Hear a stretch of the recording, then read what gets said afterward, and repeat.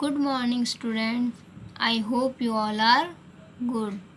So, today we are going to read our chapter 5 from our English reader book. Chapter name is The Curious Baby Elephant. First, you all have to read 2 times on the chapter. Now, in this chapter, we are going to read about a baby elephant who is very curious. Curious means होता है बेटा जानने की इच्छा. Means क्यों हो रहा है, कैसे हो रहा है, वो सब उस बेबी एलिफेंट को जानना होता है. This chapter is written by Rudyard Kipling. किसने लिखा है बेटा ये चैप्टर? मीन्स रुडयार्ड किपलिंग ने. Now we start reading our chapter. There was a time when the elephant nose was no bigger than a boot. Means एक समय की बात थी बेटा कि जब एलिफेंट की जो नोज थी ना बिल्कुल छोटी सी थी, इतनी बड़ी नहीं थी. He could move it from side to side. और वो उसको कितना मूव कर सकता है? सिर्फ इस साइड से उस साइड तक. But an elephant child change all that a very curious baby elephant. But एक टाइम ऐसा आता है जब एक बेबी एलिफेंट होता है, छोटा सा बच्चा होता है एलिफेंट का, वो सारा सब कुछ ये चेंज कर देता है. क्यों चेंज कर देता है? क्योंकि वो बहुत ही क्यूरियस होता है. मीन्स उसको हर चीज़ जानने की होता है कि ऐसा क्यों हुआ, कैसे हुआ. He was such a curious fellow that he always asked many questions. वो इतना क्यूरियस होता है कि वो हमेशा क्या करता था? बहुत सारे क्वेश्चंस करता रहता था हमेशा सबसे. He would ask question about anything that he saw or heard or felt or smelled or touched. वो कैसे क्वेश्चन करता था देखो, और हर चीज़ के बारे में क्वेश्चन करता था. जो भी चीज़ वो देखता था, कुछ भी सुनता था, या कुछ भी वो चीज़ फील कर सकता था, कुछ भी उसको स्मेल आती थी तब भी, और कुछ भी वो टच करता था. मीन्स उसके साथ कुछ भी होता, वो सुनता, कुछ देखता, तो हर क्वेश्चन से तो वो क्या करता, उन सब चीज़ों से रिलेटेड क्वेश्चंस करता, ये सब क्यों हो रहा है. He asked the ostrich why her tail feathers grew just so. वो ऑस्ट्रिच से पूछता है कि तुम्हारी ये टेल पे फेदर्स क्यों हैं, क्यों लगे हुए हैं. ही asked the giraffe what made his skin spotty. और वो जिराफ से क्या क्वेश्चन करता है कि तुम्हारी स्किन पे ये सारे स्पॉट्स कैसे आए. He asked the hippo why his eyes were red. और हिप्पो को वो क्या पूछता है बेटा कि तुम्हारी आंखें रेड क्यों है. And the baboon why melon tasted as they did. और बबून से क्या पूछता है कि तुम ये सब मेलन्स क्यों खाते हो. मीन्स अभी देखा आपने, वो सारे एनिमल्स जो भी उसको दिखे एनिमल्स, उन सब से क्या क्वेश्चन करता है, उनसे रिलेटेड क्वेश्चंस करता है कि उनकी बॉडी से रिलेटेड या उनकी एक्टिविटी से रिलेटेड कि ये सब क्यों हो रहा है तुम्हारे साथ. His parents and all his uncles and aunts would spank him when he would not stop asking question. और जो उसके पेरेंट्स थे एंड जो उसके अंकल्स मीन्स चाचा या जो भी एलिफेंट की फैमिली में जो भी था ना, वो उसको क्या करते थे? Spank means beat lightly, means उसको मारते थे थोड़ा सा, जब भी वो ऐसे क्वेश्चंस करना बंद नहीं होता था. तो मीन्स वो बहुत क्वेश्चन करता था ना, तो वो सब तंग हो गए थे उसके क्वेश्चन सुन सुन के. तो क्या करते थे, कभी कभी उसकी पिटाई करते थे जब वो क्वेश्चन करना बंद नहीं करता था. What does a crocodile have for dinner? He asked one day. One day वो क्या पूछता है कि क्रोकोडाइल डिनर में क्या लेता है. क्रोकोडाइल मीन्स क्या होता है बेटा? मगरमच्छ. So sad all the animals. सभी एनिमल्स उसको उस टाइम क्या बोलते हैं जब वो ये क्वेश्चन करता है? शांत होने का उसको इशारा करते हैं by sounding sus. But he would not stay quiet. बट फिर भी वो चुप नहीं रहता है. He kept on asking everybody he met. वो लगातार पूछता रहता है जिससे भी वो मिलता है. One day he meet the Kolokolo bird. One day वो किससे मिलता है? कोलो कोलो बर्ड होता है, उससे मिलता है. She told him where he could find an answer. और वो जब वो उससे वापस यही क्वेश्चन करता है कि क्रोकोडाइल डिनर में क्या लेता है, तो वो उसको क्या बताती है? एक वे बताती है कि वो कहाँ पे उसको उसका आंसर मिलेगा इस क्वेश्चन का. Go to the grey green greasy Limpopo river she said. और वो उसको कहाँ जाने का बोलती है? Grey green greasy Limpopo river. एक रिवर बताती है कि वहाँ जाओ तुम. कहाँ, कौन सी रिवर होती है बेटा? वो Limpopo river. You will find your answer there. और वहाँ तुम्हें क्या मिलेगा? अपना क्वेश्चन का आंसर वहाँ मिल जाएगा. So off he went carrying a load of bananas and sugar cane and melons. जब वो वहाँ के लिए रवाना होता है तो वो क्या लेता है? बहुत सारे banana, sugar cane and melons लेता है अपने साथ में. He had be hungry on the way you see. Means वो इतना सब क्यों लेता है बेटा कि जब भी वो अपने रास्ते में जाएगा उसको भूख लगेगी तो वो ये सब खाना अपने रास्ते के लिए लेता है. After a week of trudging and budging he reach where he had to reach. जब पूरा एक वीक निकल, कितना टाइम लगता है उसको वहाँ पहुँचने तक बेटा? एक वीक लगता है। और पूरा वीक जब वो जाता है तो बेटा वो ट्रजिंग एंड बजिंग मीन्स होता है बेटा पूरी तरह थक जाता है। आप सभी को पता है ना, लॉन्ग जब हम पूरा लंबा रास्ता जाते हैं तो हम थक जाते हैं, लेकिन वो इतना थकने के बाद भी पूरे एक हफ्ते के बाद वहाँ पहुँच जाता है जहाँ उसको पहुँचना होता है। At the edge of the river step on what he thought was a log of wood. और जब वो रिवर की एज पे जाता है तो he step on what he thought was a log of wood. वो कहाँ गिरता है? उसको लगता है कि जहाँ वो आया है वो क्या है, वो वहाँ पे उसको कुछ दिखाई देता है, उसको कैसा लगता है? वो लॉग ऑफ वुड की तरह। इट विंग्ड वन आई। और वो क्या करता है? एक आँख अपनी ऐसे मचकाता है, मीन्स खोलना या बिंग करते हैं ना अपन वैसे। Excuse me but have you seen a crocodile in this parts. Then वो क्या क्वेश्चन करता है उनको? एक्सक्यूज मी, सुनिए, क्या आपने यहाँ पे कोई क्रोकोडाइल देखा है? आज द एलिफेंट चाइल्ड पोलाइटली। और वो बिल्कुल पोलाइटली मीन्स एकदम शांत, एकदम अच्छे से बात करके ये क्वेश्चन करता है। The creature wink the other eye and half lifted his tail out of the mud. Then जो जिससे वो क्वेश्चन करता है वो क्या करता है? अपनी दूसरी आंख भी खोलता है और अपनी half lifted his tail, and जो अपनी उसकी टेल होती है वो कहाँ होती है बेटा? मड मीन्स कीचड़ के अंदर डली हुई होती है, उसको निकालता है धीरे से। आई am the crocodile he said. और वो क्रीचर कौन होता है बेटा? क्रोकोडाइल होता है। और वो किससे क्वेश्चन कर रहा होता है? क्रोकोडाइल से। वो फिर देन जब क्रोकोडाइल उसको क्या आंसर देता है? आई एम द क्रोकोडाइल, मैं क्रोकोडाइल हूँ। The elephant child grew excited and kneel down. जो अब एलिफेंट का चाइल्ड होता है वो बहुत ही एक्साइटेड हो जाता है और नील डाउन अपने घुटनों पर बैठता है। क्यों बैठता है बेटा? क्योंकि उसको तो यही जानना होता है ना कि क्रोकोडाइल से मिलना था उसको, और जब वो मिल जाता है, उसको दिखाई देता है, तो वो बहुत ही एक्साइटेड हो जाए, बहुत ही खुश हो जाता है। I have been looking for you all this days he said. Then वो उसको क्या बोलता है क्रोकोडाइल को? कि मैं तो इतने दिनों से आपको ही ढूंढ रहा था।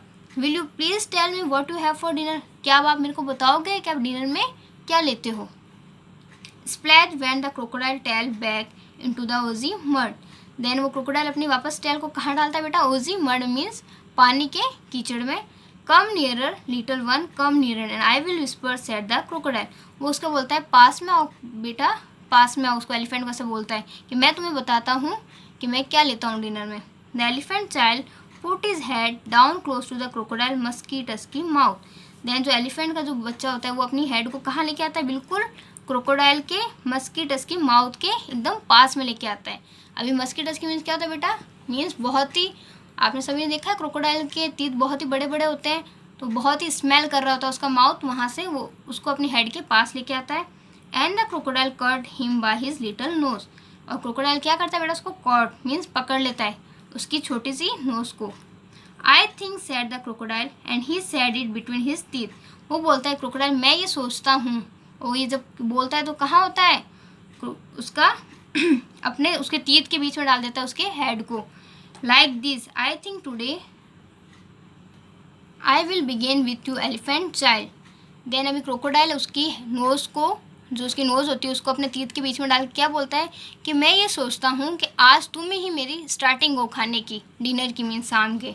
The elephant child new he was in big trouble. अभी एलिफेंट के चाइल्ड को पता चल जाता है कि वो बहुत ही ट्रबल में है। बिग ट्रबल मीन बहुत ही बड़ी परेशानी में है। He sat back on his haunches. और वो क्या कहाँ बैठ जाता है बेटा? अपने हॉन्चेस में। हॉन्चेस में होता है बैक साइड से बैठना, जैसे ये बैठा है ना अभी। And he pulled and pulled, और वो उसको खींचता ही खींचता रहता है। The crocodile splashed in the water and pulled.